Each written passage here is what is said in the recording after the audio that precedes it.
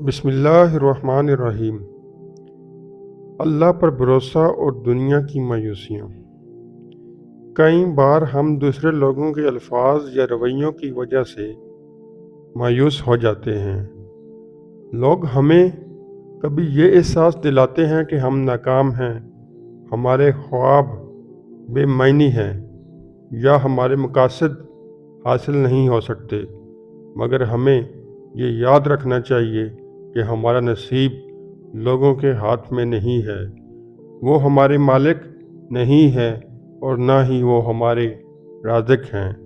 ہمارا مقدر صرف اور صرف اللہ تعالیٰ کے ہاتھ میں ہے، جس نے ہمیں تخلیق کیا اور جس نے ہماری زندگی کے ہر لمحے کا پہلے سے ہی فیصلہ کر رکھا ہے۔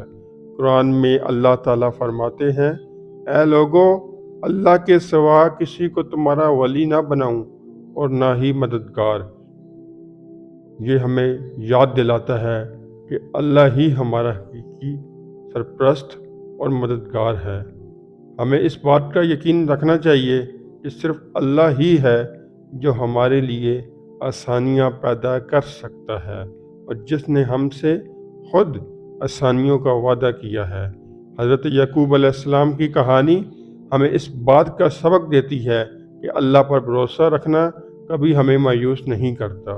حضرت یعقوب علیہ السلام نے اپنے بیٹے حضرت یوسف علیہ السلام کی گمشدگی کے بعد بھی اللہ پر بھروسہ کیا اور اپنے بیٹوں کو نصیحت کی وہ اللہ کی رحمت سے کبھی مایوس نہ ہوں۔ قرآن میں بھی حضرت یعقوب علیہ السلام کے الفاظ ہمیں ملتے ہیں، میرے بیٹو جاؤ اور یوسف اور اس کی بھائی کی خبر لو اور اللہ کی رحمت سے مایوس نہ ہو، بے شک اللہ کی رحمت سے کافر ہی مایوس ہوتے ہیں۔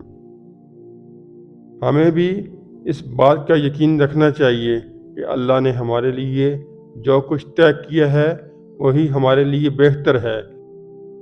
ہمیں لوگوں کے منفی الفاظ یا رویوں کو اپنے دل میں جگہ نہیں دینی چاہیے۔